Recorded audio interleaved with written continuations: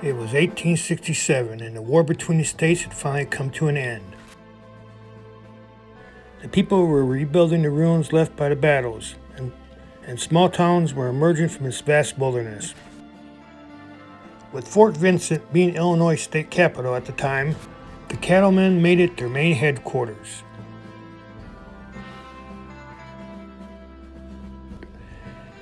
Large holding corrals for the cattle were built at the railhead located at the north end of town.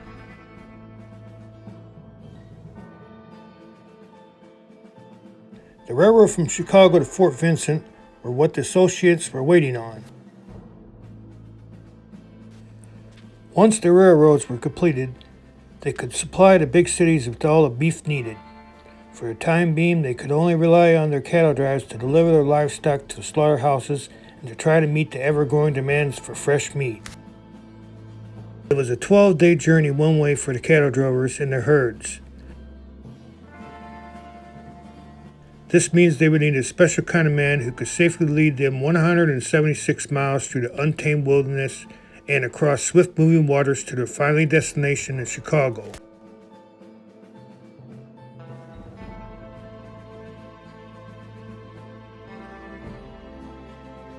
At this point, Mr. J.B. Cobb, the president of the association, sent a telegram to the Cattlemen's Association in Dallas, Texas, asking them for their help. The following morning, he received their answer. They replied saying they only knew of one man that could fill the order, and they could expect him to arrive by rail within a week or so.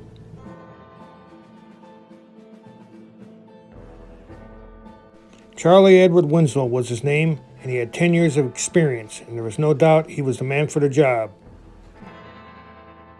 A week had gone by, and there still was no sign of Charlie. It was the morning of April 10th when old number 9 pulled into the station to take on water.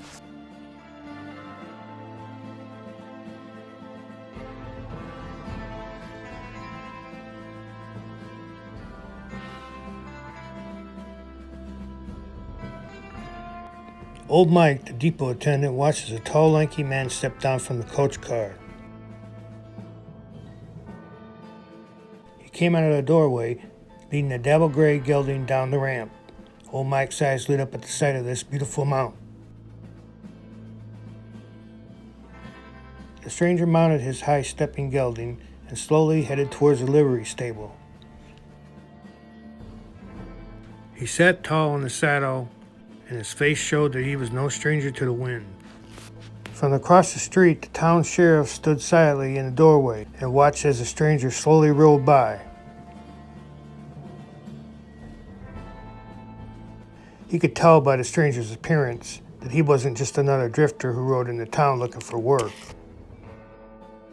Aroused by his curiosity, the sheriff went inside and began looking through his wanted posters.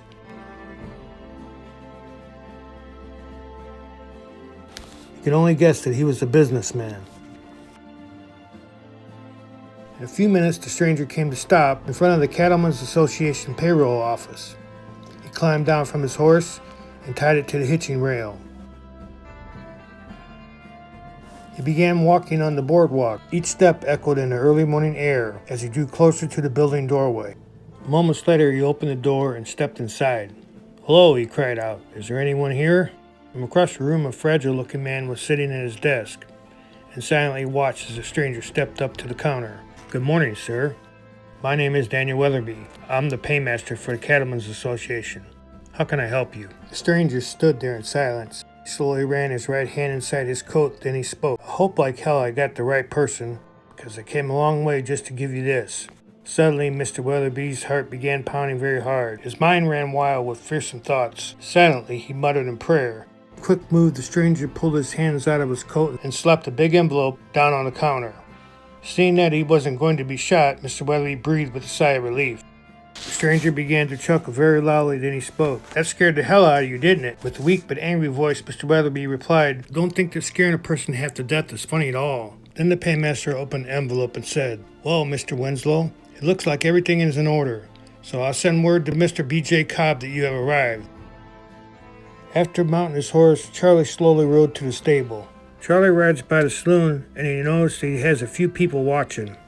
He sat silently in the saddle and watched as the blacksmith finished forming a new horseshoe.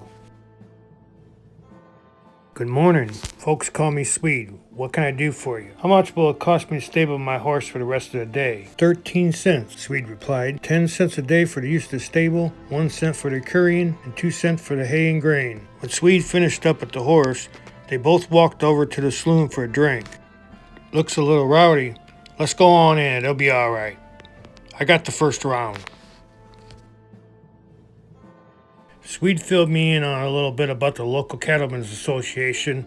A few groups around can't be trusted, so you gotta watch your back. Me and Swede finished up drinking out the rest of the night.